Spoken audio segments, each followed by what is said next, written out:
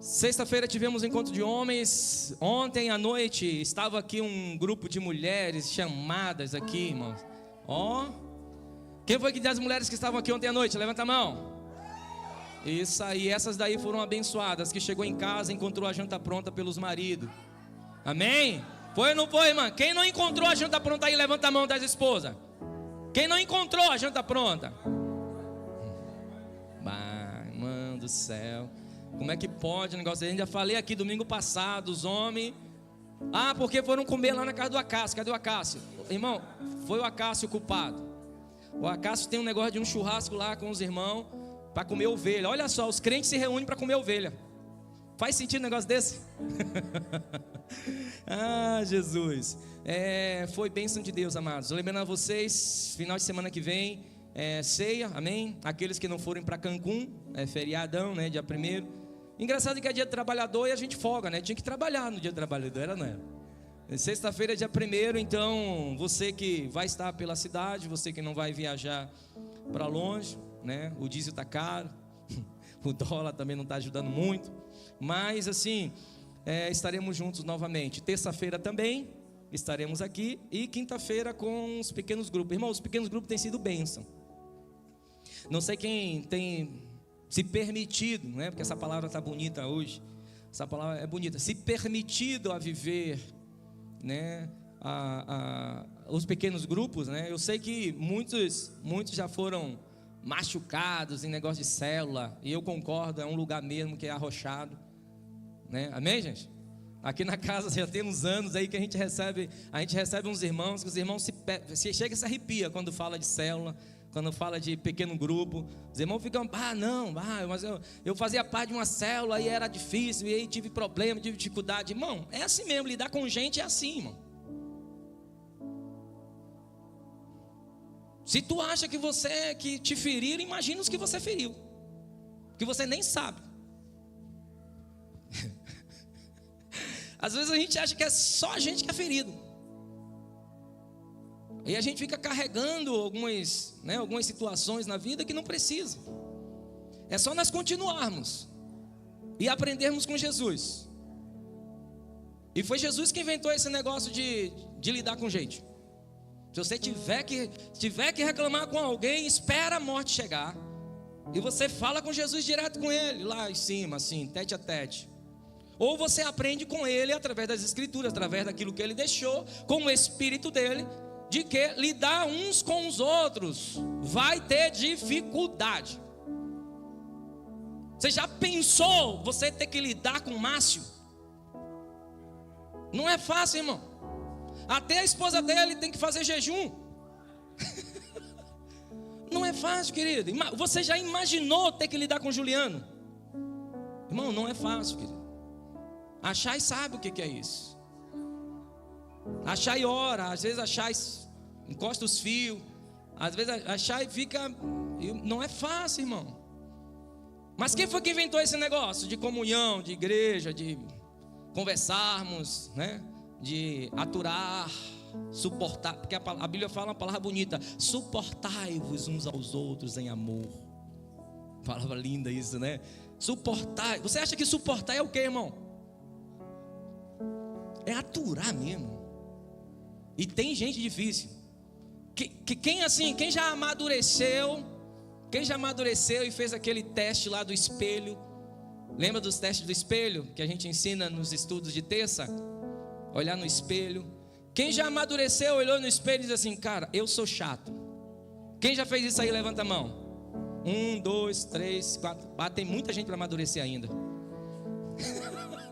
Levanta a mão de novo, que eu quero contar para saber um percentual de maturidade.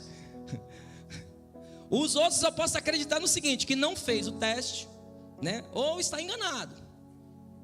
Porque, irmãos, nós aprendemos a viver um com o outro. Nós não aprendemos a viver sozinhos, isolados.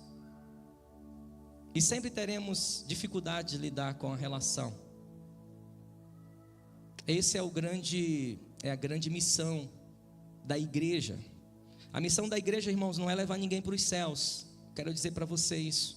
Já quero começar já dentro da mensagem de hoje. A missão da igreja não é fazer um barquinho feliz e chegar todo mundo nos céus, tá? A missão da igreja não é salvar ninguém. Você fala, pastor, que heresia é essa? Porque não é, irmão. Isso aí foi a missão de Cristo. Cristo Jesus, pela graça dele, o sangue dele derramado da cruz, ele já estabeleceu isso. Salvação. Efésios capítulo 2, verso 8, 9 e 10. Pela graça sois salvos por meio da fé. Isso não vem de vós, é dom de Deus. Não vem das obras, não vem de nossos ritos, não vem do nosso culto, não vem do nosso louvor, não vem da nossa palavra, não vem de nossa instituição, não vem da nossa estrutura. Eu só peço aos irmãos ali, por favor, que me ajude ali atrás, isso, me ajudem ali os diáconos. Peça à irmã Eliane para que dirija os irmãos aqui para frente, por favor.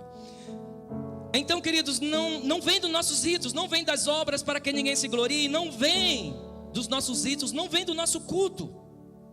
Efésios capítulo 2, verso 8, 9 e 10. É graça mediante a fé, e vem dele, por ele e para ele. Agora, por que nós nos reunimos? Por que nós estamos aqui? Qual é a missão da igreja? É aquilo, o porquê o Espírito Santo permaneceu. E a palavra vai me dizer que o Espírito Santo está na igreja, por meio da igreja, para promover a questão de comunhão, para nos fazer entender que somos uma família, para nos fazer entender que nós vamos precisar aceitar um ao outro, para nos levar a entender que de muitos ele fez um só povo, que ele chama de seu povo, meus filhos. Então, essa história de que igreja é para promover pastor, promover apóstolo, para dar carteirinha de membro, para fazer título, agora eu sou missionário, agora eu sou evangelista, agora eu sou pastor, agora eu sou isso. Irmão, isso aí não faz sentido nenhum, se não estiver alinhado para aquilo que a igreja precisa ser, uma família. E dentro de uma família nós sabemos que precisamos aprender a lidar. Eu tenho 5 irmãs, 4 irmãs de sangue, quero dizer. E a gente precisa aprender a lidar com nossas irmãs. Às vezes elas estão brigando comigo, às vezes eu estou brigando com elas, às vezes a gente não quer se falar, às vezes a gente faz uma chamada de vídeo, todo mundo bicudo. A gente se liga um para o outro no particular para pedir perdão, para pedir desculpa. Aí depois está todo mundo sorrindo. Depois as 3 se reúnem para falar da outra. É ou não é? Não sei se é só que na minha família. Não sei se é na minha família. Mas se reúne para falar. Aí liga para o irmão mais velho, que sou eu. Liga para o irmão mais velho interferir na vida da outra. Tomara que elas não estejam assistindo esse culto. Para interferir na vida da outra. Aí o irmão mais velho está indignado já com um monte de coisa da vida dele. E aí ele já explode, já manda catar coquinho. A vida é sua, você faz o que você quiser e deixa ela fazer o que ela quer. Entendeu? Aí depois o irmão mais velho desliga o telefone e fala: pô, mas ainda é família, a gente precisa ajudar de alguma forma. Aí o irmão mais velho, como não sabe, faz de conta que não sabe de nada, faz uma ligação assim do nada, para perguntar se está sol, se está chuva, como é que está o tempo, até dar espaço para podermos conversar sobre o assunto. Mas é o que isso? Família, irmãos. Isso sempre é sobre família, irmãos. Então, a missão da igreja, queridos, como nós aqui, não estamos aqui tentando levar você para os céus. Você pode se frustrar com isso aí. Porque a gente não vai construir isso, irmão. Nós não vamos construir essa ideia aqui, que nós queremos te carregar para ir para os céus. Não, nós não vamos carregar você para ir para o céu. E eu sei que muitos de nós aqui viemos de movimentos, ou viemos de teologias, viemos de visão ministerial, de que você tem que fazer de tudo para levar a pessoa para o céu. Mesmo que a pessoa não queira nada, você tem que fazer de tudo. Mas eu quero falar para você que a Bíblia não fala que eu não vou levar você para os céus, irmãos. Eu amo você. Eu vou continuar amando você, independente. Eu vou continuar amando. Só que nós não estamos aqui para levar você para os céus. É Cristo Jesus, é seu posicionamento com Cristo. É Ele que é o caminho, a verdade e a vida. Você entendeu? O pastor não vai chegar lá na igreja, lá nos céus, no portão com São Pedro, com um monte de crente nas costas. Esse daqui eu consegui, esse daqui eu consegui salvar. Irmão, não é o rito, não é o título, não somos nós que salvamos ninguém. Agora, o que ficou para nós? O que ficou para a gente? O que ficou para nós como filhos, como família? É falarmos uns para os outros, como família, que existe um Pai que nos ama. O que ficou para nós? Testemunharmos dessa vida com um Pai. Testemunharmos daquilo que Ele fez e faz em nós. Sendo intencional, em quê? Em revelar o propósito do Pai em nossas vidas. E qual é o propósito do Pai em nossas vidas? É comunhão, querido. Comunhão com Ele. E comunhão uns com os outros. E quero dizer para você, eu já tenho, eu tenho 40, vou fazer 46 anos no mês que vem, já vou dizendo a data para os irmãos ir fazendo a torta, vamos comer aquela torta.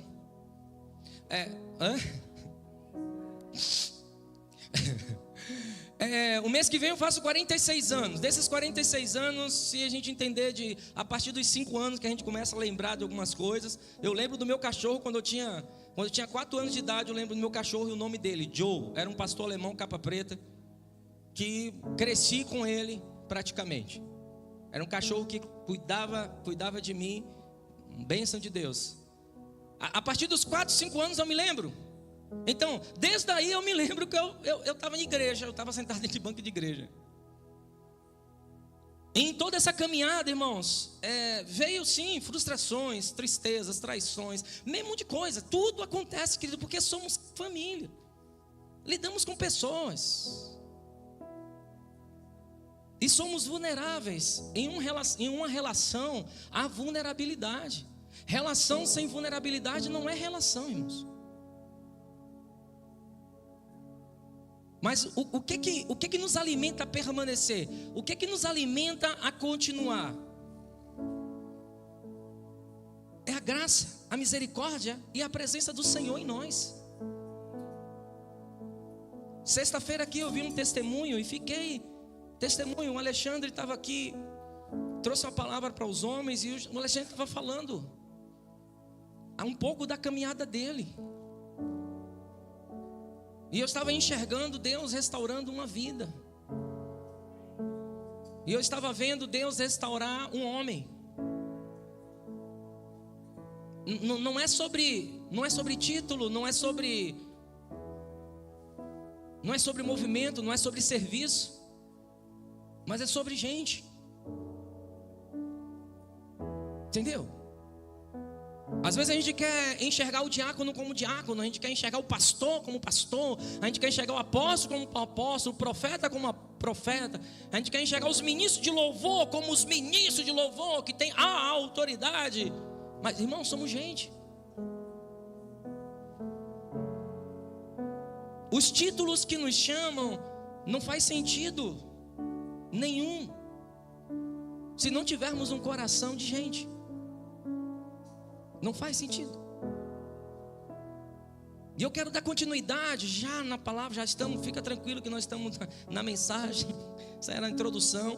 Quero dar continuidade ao que nós falamos lá dia 4, se eu não me engano foi dia 4 ou dia 5, deixa eu pegar a data aqui, foi dia 5/4, no domingo de Páscoa. Nós falamos aqui a respeito falamos sobre os céus e as nossas expectativas.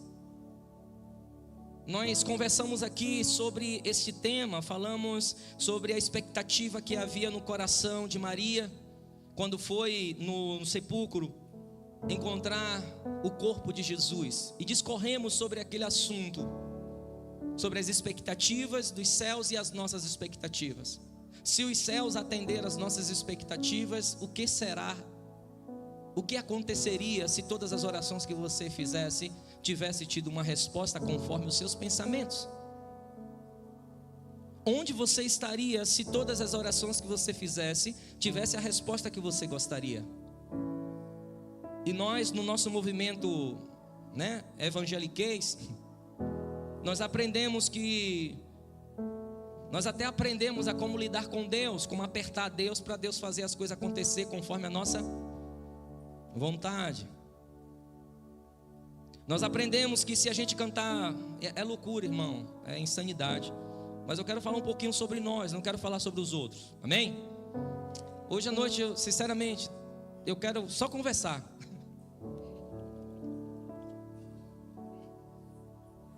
Eu só quero conversar. Parece insanidade da nossa parte, irmãos. Nós aprendemos alguns ritos, nós desenvolvemos alguns ritos, que nós criamos as nossas expectativas nos céus e criamos formas para se alcançar essas expectativas. E falamos aqui dia 5. Parece que também aprendemos nessa caminhada evangeliquez métodos para poder apertar Deus a fazer aquilo que dá na nossa cabeça. Aprendemos a jejuar para conseguir o que a gente quer.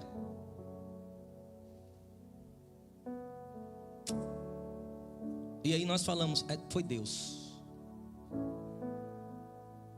Aí 5 anos depois, 10 anos depois, a pessoa está arrebentada, mas esqueceu que foi jejum lá atrás que ela falou que foi Deus.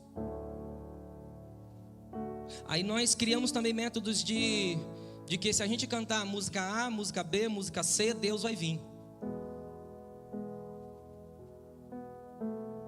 Porque quando o ambiente fica, denso, fica aquele, o pessoal começa a cantar, começa a pular, começa a arrepiar, aí Deus vem.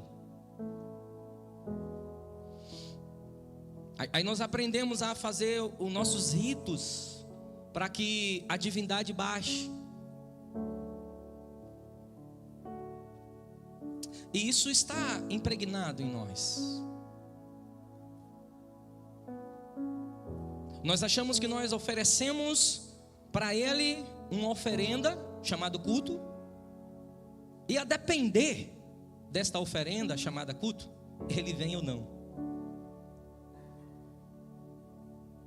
Se eu gritar, se eu clamar, se eu chorar, se eu me esguelar, se eu pular no chão, se eu rolar para um lado, rolar para o outro, então Deus vai vir.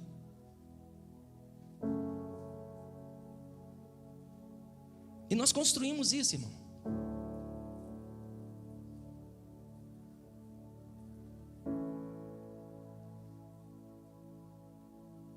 Nós construímos até a percepção, o sentimento de, quando é que Ele vem? Quando é que Ele chega na igreja? E nos parece que nós fazemos um culto, nós preparamos todo o rito, preparamos todo o cerimonial, e parece que o último a chegar é Jesus. Porque Ele só chega se a gente acertar as músicas. E se a gente acertar a mensagem junto com o pad, porque é uma unção, a unção do pad. Eu brinco com ele. Se tiver casando tudo, se a palavra aí de repente no apelo, Jesus vem. E nós construímos isso, irmãos, em nossos ritos, em nossas crentices. Mas eu acredito que há um tempo de nós amadurecermos no Senhor. De nós compreender que a cruz, a partir da cruz, e a cruz em si, ela é exatamente um divisor de águas. É naquele lugar que acaba desconstruindo esses nossos ritos e essas nossas expectativas no individual. Isso tudo que eu falei para você é sobre eu, é sobre o meu eu, é sobre o teu eu, é sobre nossas expectativas no pessoal. E a maioria de nós aqui, que já estivemos em alguma religião, não muda. Em qualquer religião, pensa em uma religião aí que você andou. A mais que você acha que foi assim, foi lá o diabo estava presente. Pensa assim, aquela inimigo estava, né? Porque a gente tem essas coisas. Aquela inimigo estava. Pensa aí, não é o mesmo critério? Você chega, faz a oferenda, se chega, conversa, e depois, se a divindade quiser, ele aparece. Se não, não aparece. Aí quando não aparece, reúne no final todo mundo, toda a equipe. O que é? O sacrifício não foi suficiente. O tipo não foi bom. Não foi aceito o negócio. Não é assim? O culto não foi legal porque os irmãos não se prepararam, os irmãos não jejuaram na semana, os irmãos não fizeram isso, os irmãos não fizeram aquilo. Por que isso, essa percepção a gente levanta? Porque a gente entende, na nossa expectativa frustrada, de que Deus não veio, de que Deus não se fez presente. Então nós só estamos transportando uma expectativa religiosa de ambientes que nós falamos que nós saímos e trazemos junto conosco para um lugar chamado mesa do Cordeiro, ou mesa com Cristo, que não é sobre os nossos ritos, não é sobre a minha excelência, a sua excelência, não é sobre o meu serviço, o seu serviço, não é sobre a minha unção, a sua unção, é sobre o que ele disse. E se você se aperceber, de alguma forma, acabamos todos entrando no mesmo lugar, de achar que uma hora Deus vai aparecer. Aí perdemos a consciência de que Ele está, de que Ele não está somente aqui no meio da família, mas que Ele está em nós. Colossenses capítulo 1, verso 27, Paulo vai deixar isso muito claro. E quando nós simplesmente transportamos os nossos ritos, o nosso cognitivo, a nossa consciência religiosa, só transportamos na nossa vida para determinados estágios da nossa caminhada, nós não desconstruímos ou não renunciamos essas formas, essas maneiras de lidarmos com o divino. E aí quando nós nos emocionamos, quando que não há nenhum pecado, irmãos, nos emocionar. Eu amo chorar, eu estava ali chorando, agradecendo ao Senhor. Eu amo demais, eu choro, dou risada, grito, palma. Eu gosto disso, irmão. Eu só nunca fiz subir na pilastra ali para bater. Tem uns buracos ali, ó, que foi, mas aí foi o Márcio que tentou fazer uns furos. Não fui eu. Mas eu amo esse negócio, eu amo. As nossas emoções faz parte do nosso culto ao nosso Deus, entende? Mas aí nós nos emocionamos de tal forma que nós esquecemos dos princípios e valores que o próprio Deus, nosso próprio Pai, nos ensinou. Aí nós voltamos para aquilo que de fato está estabelecido dentro de nós, que são nossas crenças. Ô irmão, não é isso que Cristo nos ensina, não é isso que Jesus nos fala. Nós não vamos conseguir espremer Cristo, não vamos poder espremer os céus, até os céus fazer a minha vontade, a sua vontade. E se eu e você esprememos os céus hoje, para Deus fazer, para Ele fazer a minha vontade, a sua vontade, eu vou te dizer, não é Deus que vai fazer, é o diabo.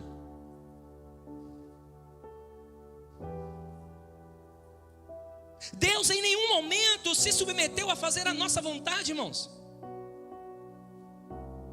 Nenhum momento. Nenhum momento. No Getsemane ele deixou claro isso com o próprio filho. O primogênito de muitos. Nós somos do mesmo DNA. Sabia disso? Eu e você somos criados a partir de Cristo Jesus na mesma matriz. Filhos. No início, antes dele ir para a cruz, ele era o unigênito do Pai. Antes dele, Jesus, unigênito do Pai. Cristo, ressurreto, pós-cruz. Cristo, primogênito entre muitos. Quem são esses muitos? E para o Filho unigênito, Jesus, no Getsemane, que isso você vai estar registrado em Marcos capítulo 14, verso 36. Ali no Getsemane, o filho pediu para o pai que ele estava em grande angústia.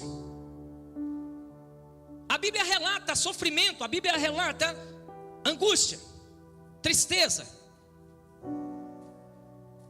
em extremo, que ele pingava gotas. As gotas de suor dele era de sangue. Estresse extremo. Lucas refere-se a isso. E ele fala para o pai: Pai, se possível, passa de mim este cálice. E ele declara algo antes que é maravilhoso. Em Marcos capítulo 14, verso 36, ele diz: todas as coisas te são possíveis, Pai. Irmão, ele dá uma apertadinha na mente do pai. É ou não é? Como um filho. Ele fala: Pai, eu sei que para ti nada é impossível. Pai, eu sei que o Senhor tem o plano A, o plano B, o plano C, o plano D. Eu sei que o Senhor pode fazer todas as coisas. O filho declara isso. Ele tinha consciência daquilo que o pai poderia tirar ele daquela situação. Ele sabia, ele tinha consciência que o pai tinha poder para levantar todo aquele sofrimento. Ele fala: Pai, eu sei que tu podes fazer todas as coisas, nada é impossível para ti. Se possível, eu acredito que o escritor de Marcos, o escritor de Lucas, ele coloca ali reto, mas acredito que teve alguns respiros em meio frases. Ele fala: Pai, se possível, passa de mim este momento, passa de mim esse sofrimento, passa de mim essa situação, passa de mim essa escassez, passa de mim essa doença, essa enfermidade, passa de mim essa tribulação, passa de mim, Senhor. E parece que ele respira, porque é ponto, tem um ponto ali, amém? Não tem vírgula, é ponto. Tá. São frases completas, pensamentos completos. Fala: se possível, passa de mim. Só que parece que ele lembra de algo importante que muitas vezes nós não entendemos, nós negligenciamos. E o nosso evangeliquez tem nos afastado cada vez mais dessa verdade. Por isso que eu repito sempre: aprenda com Jesus.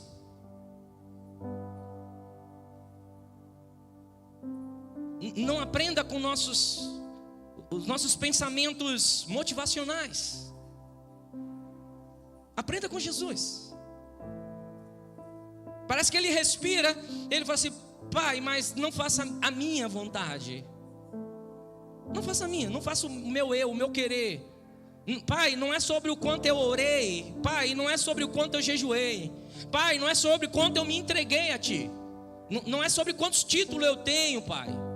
Pai, não é sobre quantos louvores eu já entoei. Não é sobre quantas pessoas eu já falei do Seu amor. Não é sobre o meu serviço, Pai. Não é sobre a minha experiência, Pai. Aí ele fala: Pai, mas não faça a minha vontade, faça a tua. E sabe o que me chama a atenção, queridos? aqui na pedagogia dos céus, mais uma vez os céus frustram as expectativas humanas. O nosso evangeliquez hoje sustenta que, se eu e você temos uma expectativa, nós criamos um pensamento, nós imaginamos, é tipo neurocognitivo. Nós usamos o quântico para mover Deus. Isso é bonito no meio do evangeliquez, irmão. Isso está tomando uma proporção. Nós usamos o quântico para então apertar Deus. Então eu crio um pensamento, crio um imaginário, vou criando várias ideias, e então aí eu começo a orar em cima daquilo, porque aquilo vai se materializar segundo a minha vontade.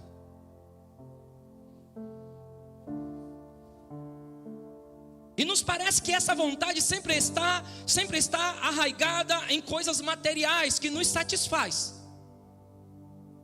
Parece que esta vontade não é sobre o outro. Essa vontade quântica, essa vontade imaginária, essa vontade de hiperfoco, essa meditação que a gente faz, criando desejos, planos, objetivos pessoais, e aí movimentamos, oramos, jejuamos, fazemos toda a movimentação de energia quântica para então materializar aquilo que satisfaz a mim. Aí acontece, aí nós dizemos, viu?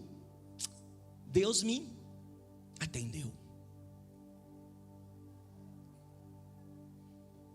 E a Bíblia não me dá. Não é sobre o que está dando certo.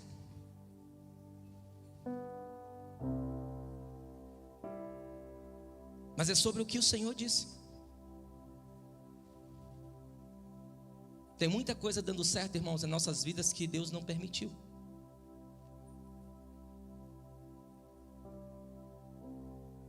Porque a gente foi lá e deu uma espremidinha quântica em Deus.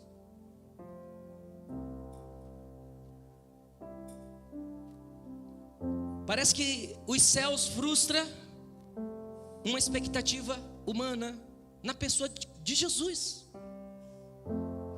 Porque depois que ele faz essa oração, em angústia, em tristeza, ele levanta dali, irmão, a fé que ele tinha, de que a vontade do Pai fosse feita, assim na terra como está nos céus. A fé que ele tinha não era para tirar ele da situação. A fé que tomou ele, irmão, a partir daquele instante, a Bíblia fala que os anjos desceram e foram consolá-lo. A fé que ele tinha para manifestar o sobrenatural não era para tirar ele do propósito, era para que ele pudesse vencer no propósito.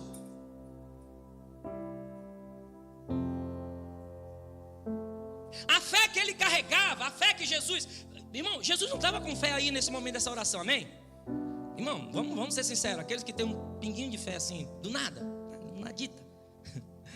A gente não pode dizer que Jesus estava com fé ali na hora que ele falou, Pai, me tira dessa, me libera dessa aí. Ele não estava com fé não, irmão. Ele era a alma dele, ele era angústia, tristeza, ele era pesado, tenso o negócio. A conversa foi tensa ali, aquela oração não foi uma oração de celebração, de contemplação, não. Foi um negócio tenso.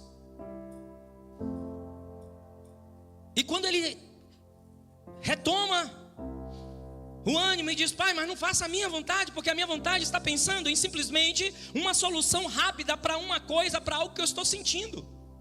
Pai, a solução que eu estou pensando é simplesmente, é algo que eu possa sair deste lugar, algo que eu possa sair desse problema, algo que eu possa sair desse hospital, que eu possa sair dessa enfermidade. Pai, eu estou pedindo para Ti algo que eu possa ficar tranquilo, feliz. Aí ele diz, mas Pai, não faça o que eu quero, não faça, eu só estou me desabafando contigo, mas faça a Tua vontade, assim, faça a Tua vontade em mim. A Bíblia fala que veio anjos e o sobrenatural foi revelado, irmão. E eu vou dizer algo para ti, irmão, Deus complica às vezes não, quase sempre. É raro, mas é quase sempre. Porque como Deus, irmão, Ele manifesta o sobrenatural dele. O que a gente espera quando Deus manifesta o sobrenatural dele? O que a gente espera? Livramento. O que a gente espera quando 2 anjos chegam? Que traga a nossa resposta. Que resposta? A resposta que nós direcionamos. A resposta que nós jejuamos, a resposta que a gente oramos. Nós somos bons nisso. Nós somos bons, irmão, para dobrar nosso joelho, clamar. For preciso, a gente vira 4, 5 noites a fio, irmão. Nós é bom nisso, não é? Em rito, irmão, em rito não tem quem ganhe de nós. Não tem, irmão. Não tem quem ganhe de um crente doido. Tem. Agora o que acontece? Quando chega 2 anjos, quando começa a aparecer sinais sobrenaturais, a gente acha logo o que vai? Nossa resposta. Tudo resolvido. Mas o que aconteceu ali? Ele falou: pai, faça não a minha vontade, mas faça a tua.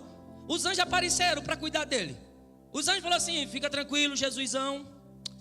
O pai nos mandou aqui para te dizer que está tudo tranquilo, não vai precisar de nada mais. Aquela dor já passou, aquela enfermidade foi embora, aquele sofrimento, aquela chicotada não mais vai existir, aquele furo nas mãos, esquece, aquela coroa de espinho, esquece também, a traição, esquece também, nada disso, abortamos todo o plano. Fica tranquilo que agora você é feliz. Foi isso?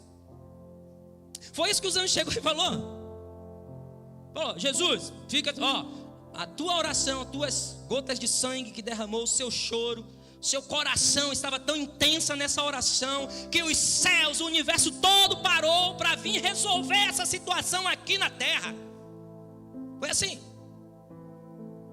Jesus, chegamos agora, chegamos com a espada desembainhada, reluzente. E assim, olha para lá. Quantos miríades e miríades de anjos. Nós vamos destruir Roma, vamos destruir todos aqui nessa terra, e vamos fazer um novo povo a partir de você. Foi assim? Foi assim, irmão? Por que a gente acha que é assim que vai acontecer com a gente?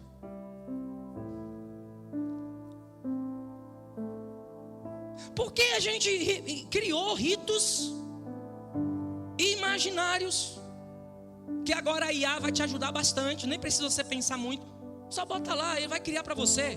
Fica tranquilo, tá? Cadê o Volney? A gente bota lá um prompt certinho, os céus com os anjos, espada esbanhada, irmão, é lindo. Aí você não lê a Bíblia, você continua não lendo a Bíblia e alimentando a sua mente com o imaginário grego. Qual é o imaginário grego? A fuga da verdade. A fuga da verdade.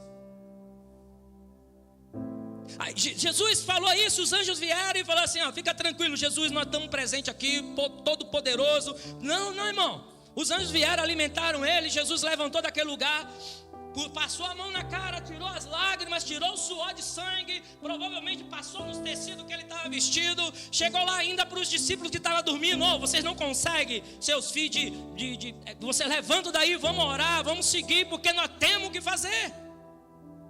E sabe o que aconteceu? Eu acho que ele não deu muitos passos não. Em seguida veio um batalhão romano e pegou ele. E ele disse: já vi meu traidor. Irmão,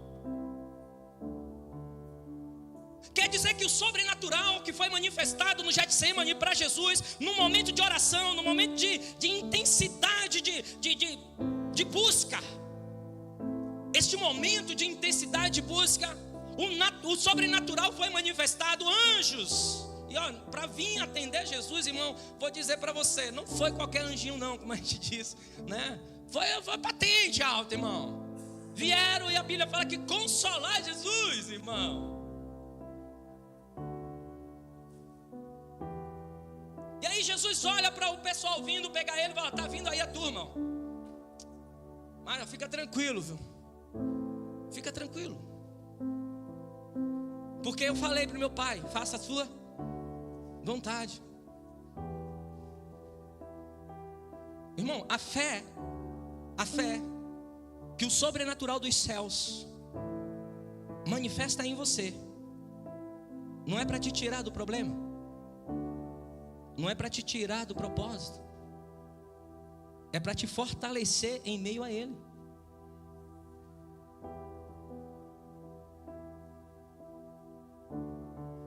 Como evangeliquez, nós estamos tentando vender uma ideia de que é só você aceitar Jesus que os seus problemas estão resolvidos. A Bíblia não fala isso. E quero dizer para você, quem aceitou a Jesus há mais tempo aqui sabe, quando aceitou a Jesus, o negócio, o caldo engrossou. O caldo engrossou, irmão. Eu quero dizer para você que está nos visitando hoje, essa é a mais pura verdade do meu coração. Eu quero dizer, se você tem um compromisso, se você estabelece um compromisso com Jesus, irmão, o negócio vai apertar. É ou não é, minha sogra? Eu acho que quem mais tem anos aqui de caminhada deve ser minha sogra. Acho que é desde 1970, hein? 1970. Ô, glória, eu acho que a Ilse e o José também já era de lá, já também, já. De igreja já também. Irmão, desde 1970, irmão. Então já tem uma caminhada.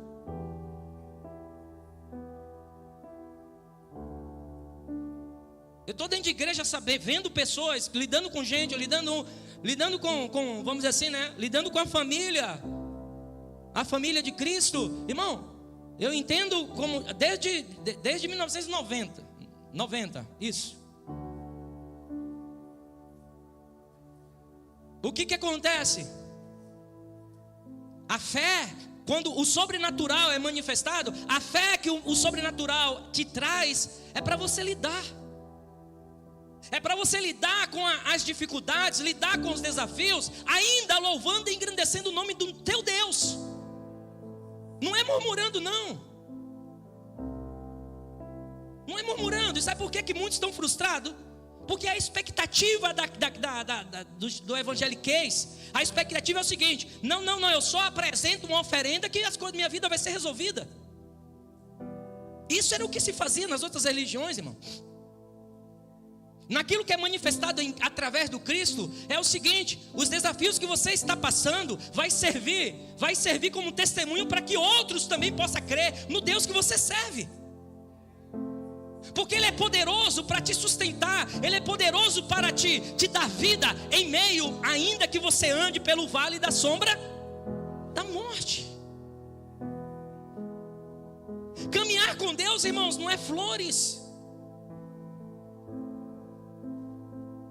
Se você alguma vez se permitiu ouvir situações de venda de evangeliquez, a venda de que com Deus vai ser outra coisa, com Deus ninguém pode comigo, eu vou te dizer, tu vai ser testado com todos, e você vai ver que você não consegue com ninguém.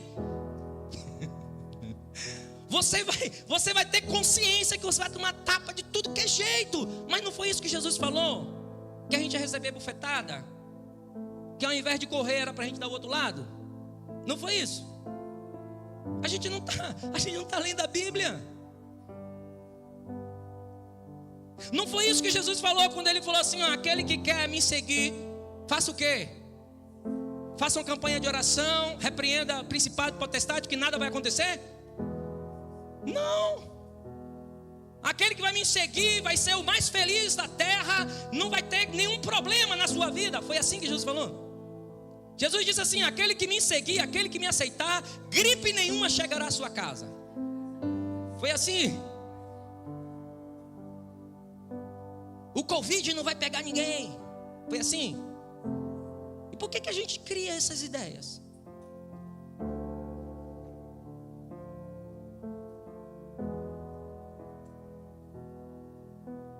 Porque muitas vezes, irmãos, acontecem coisas estranhas com cristãos, com filhos verdadeiros do Senhor.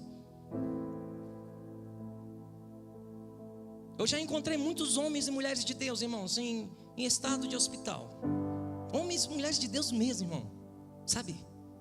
De estar lá na UTI e estar evangelizando uma enfermeira. Está falando do amor de Deus para uma enfermeira, para um médico.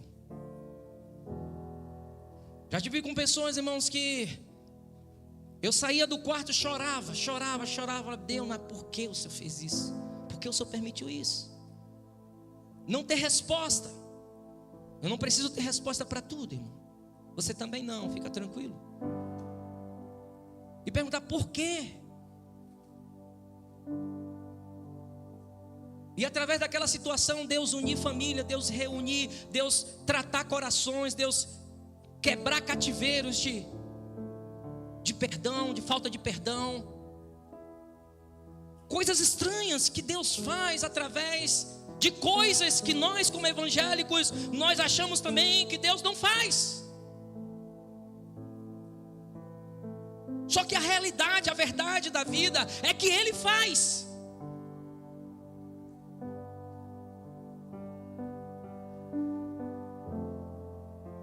E nós chegamos a uma insanidade tamanha, que quando nós enxergamos uma criança nascendo com alguma situação, alguma patologia, nós achamos que não é de Deus. Insanidade. Lutamos para achar que não é de Deus. Não é de Deus. E perdemos a humanidade. Onde o Deus que nós cremos na palavra se fez humano para nos ensinar a ser humano e não a ser Deus.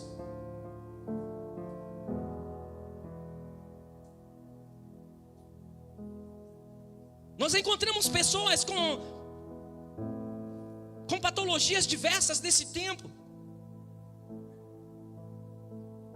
E o pensamento muitas vezes é o mesmo pensamento que aquele povo há 2000 anos atrás tinha. É maldição de Deus, é o peso da mão de Deus. E esquecemos que a glória de Deus pode ser manifestada. Precisa ser manifestada no amor, no cuidado. Aonde é que nós nos perdemos? Os céus frustram as nossas expectativas, queridos. Os céus continuam frustrando as nossas expectativas.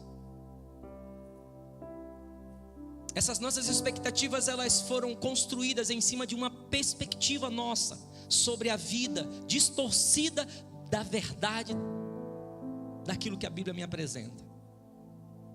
Nós temos o nosso ponto de vista sobre as coisas, e nós construímos crenças a respeito disso. E essas nossas expectativas, elas vão ser frustradas. Eu quero dizer para você, eu sei que nós estamos remando aqui contra a maré, porque essa não é a pregação para lotar a igreja, para crescer a igreja. Isso não é pregação para você se motivar. Não é, irmão.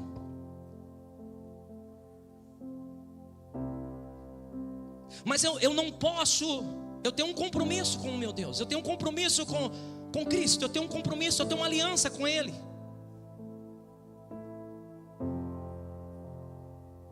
Todas as vezes que nós geramos expectativas fora da verdade da palavra, é necessário que seja frustrada.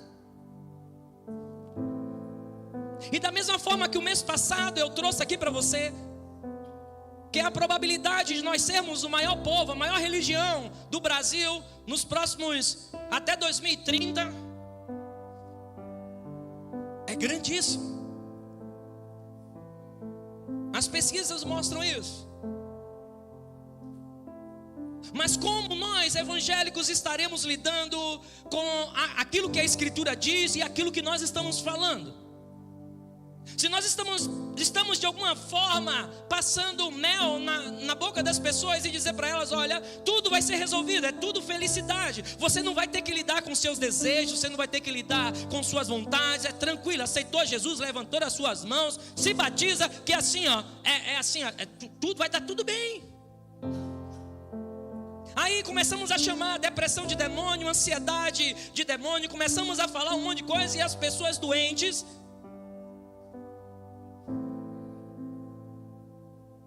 doentes. Às vezes se envolve em um rito e não olha aquilo que o pai falou que era para ela cuidar, para que ele cuidasse. Cuidar dos seus pensamentos, edificar a sua mente, cuidar da sua mente, cuidar do seu espírito, cuidar da sua alma, cuidar do seu corpo. São coisas que as Escrituras estão falando. A nossa fé é para nos dar respiro, nos botar oxigênio no nosso pulmão, para nós enfrentarmos os desafios. Se você tem que acordar amanhã às 5 horas da manhã, amém, amém. Se você vai ter que amarrar uns 2 leões amanhã para poder passar a semana no trabalho, né? Amém. Respira, a sua fé é para isso mesmo, é para te fazer amanhã às 5 horas chegar ali e lidar com seus leões.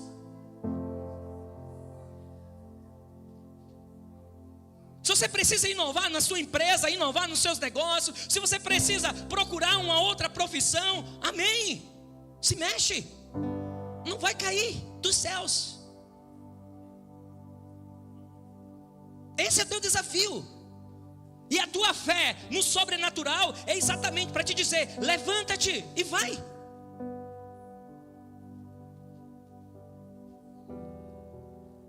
Se você não pensar nisso, se você não tomar ação hoje,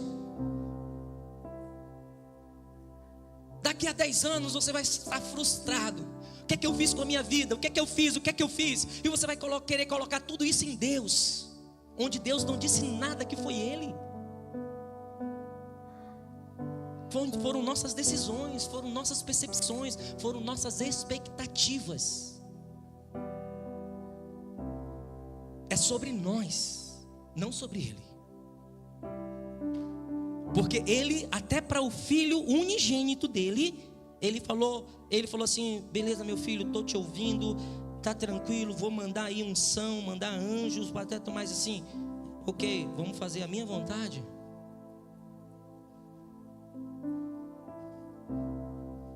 E a glória do Pai foi revelada na vontade dele, não na vontade do Filho.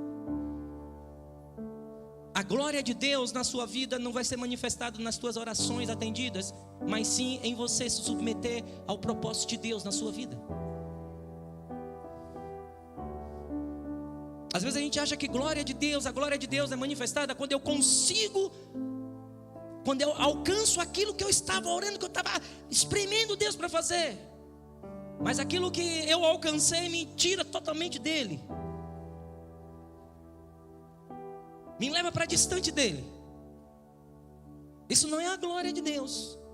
Isso é só sobre suas medalhas.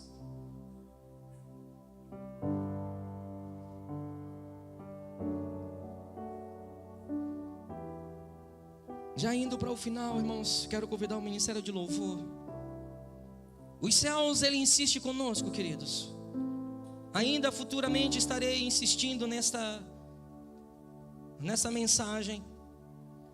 Os céus insistem conosco. Ainda hoje. Ele insiste comigo, insiste contigo. Jesus, Ele é claro em falar que todo aquele que o Pai me dá virá a mim. Eu creio que você... Por que nós iniciamos a palavra falando assim: gente, nós não estamos aqui para levar você para o céu? Porque a palavra do Senhor me fala que o próprio Jesus declarou: todo aquele que o Pai me dá, virá a mim.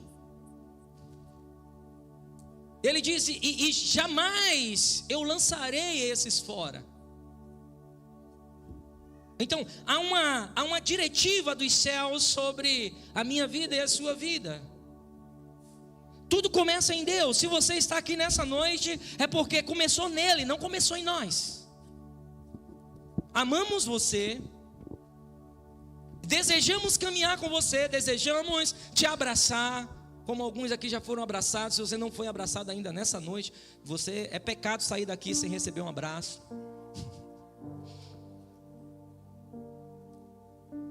É necessário que eu e você compreenda que foi Ele, começou nele. Foi Ele que pensou em você, foi Ele que sonhou contigo. E você pode falar, mas minha vida está virada num caldo. Ok, é o seu desafio. E vamos junto no Senhor, clamar a Ele, pedir a Ele para que Ele manifeste o sobrenatural dEle na sua vida, para que você tenha fé para continuar, para você vencer,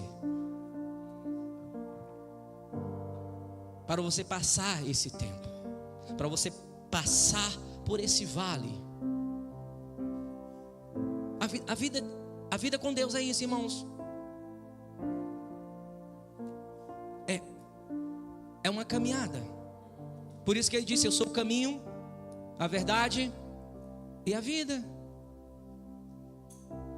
Ele não falou que Ele era o céu. E Ele não disse que isso aqui seria o céu, irmão. Ele disse que isso aqui seria uma família. Irmão, e o que mais tem em família, irmão, é birra. Eu entendo, eu não acho. Eu tenho certeza que eu sou mais bonito do que minhas irmãs. E eu falo isso para elas. E quando elas estão bem, elas concordam. Quando elas estão birrentas, elas dizem que não. Entendeu? Então muda. Porque é família. Agora, quando é que é o céu, pastor? Quando é que isso aqui se transforma num céu? Quando nós nos dispomos a viver a vontade de Deus. E a vontade de Deus é respeitarmos, é amar uns aos outros. Muitas vezes com suas debilidades. Muitas vezes, irmãos. Pensa numa pessoa ruim. Pensou nessa pessoa ruim? Provavelmente você deve estar pensando num amigo, num alguém que fez alguma coisa com você. Não é isso? No inimigo. Pensa nessa pessoa aí, ruim. Pensou? Pensou nela? Beleza. Jesus amou ela igual amou você. Igual. Porque Ele deseja atrair-nos a Ele. Então, as expectativas dos céus em relação às nossas expectativas, sempre vai ter confronto, sempre vai ter desconstrução, quando essa minha expectativa está embasado na minha perspectiva sobre os céus. Na minha perspectiva sobre os céus, o meu ponto de vista sobre os céus.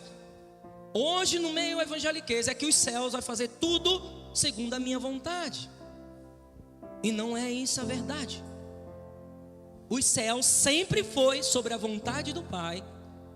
Nos dias de Jesus foi sobre a vontade do Pai. Hoje é sobre a vontade do Pai. E vai continuar sendo assim. Agora, onde é que nós ficamos no meio de tudo isso, pastor?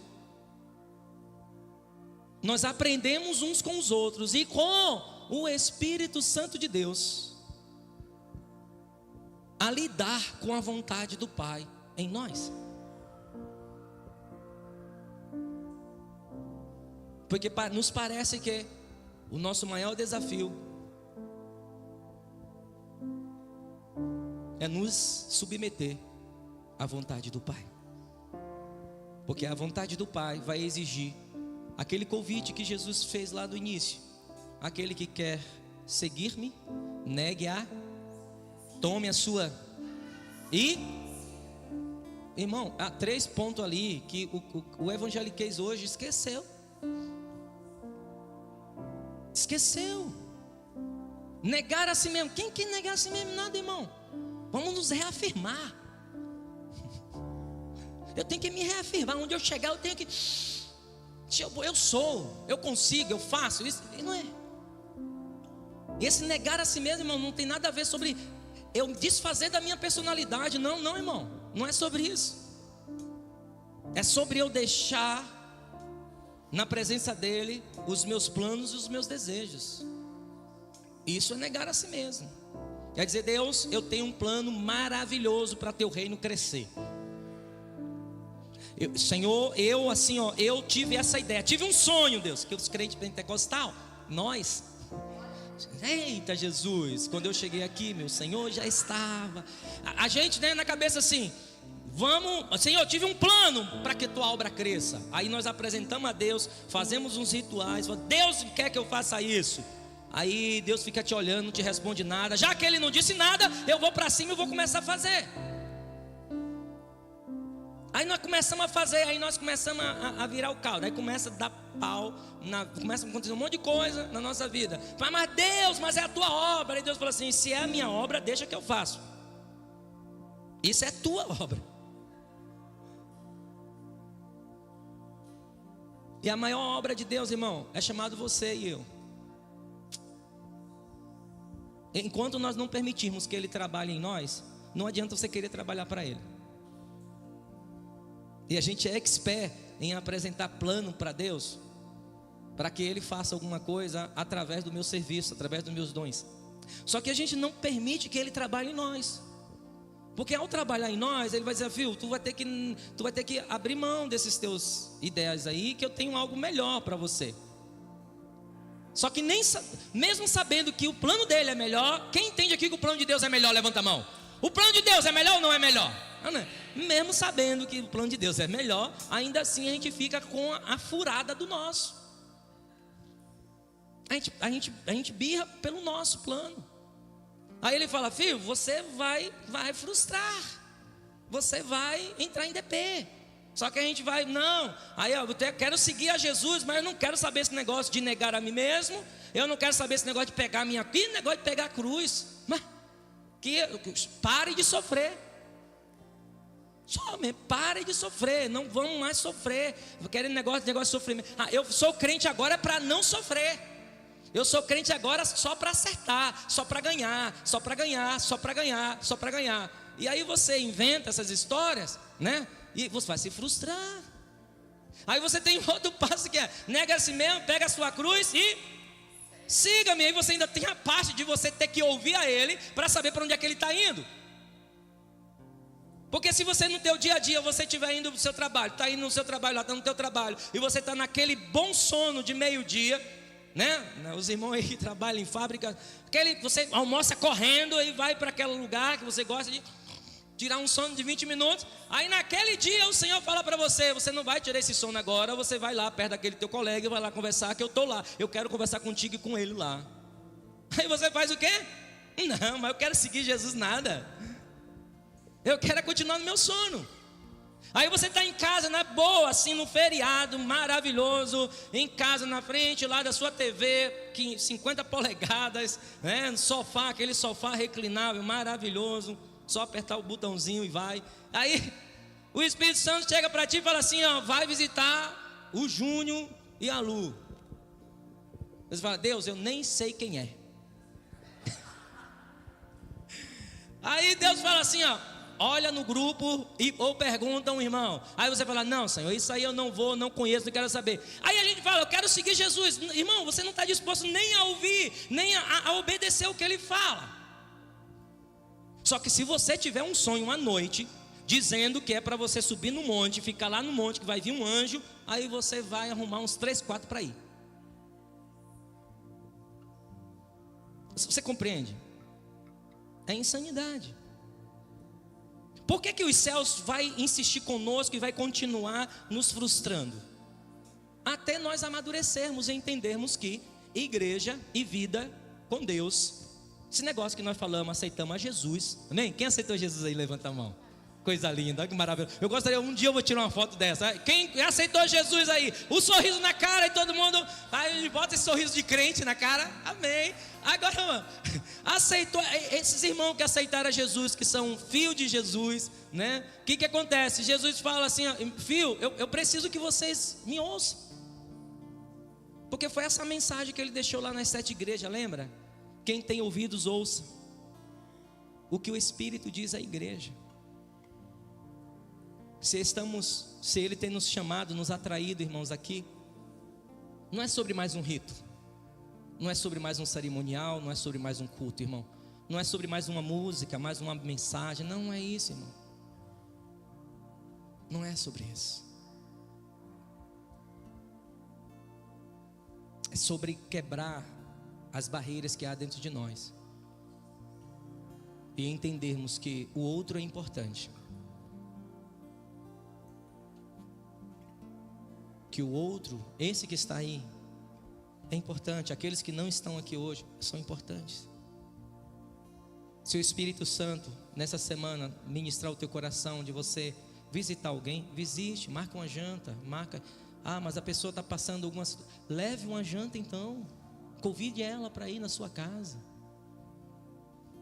Ah, pastor, mas lá é só problema. É isso aí mesmo, esse é o nosso desafio, é ajudar os outros a os seus problemas. Bem, quem nunca foi aqui problema na vida dos outros?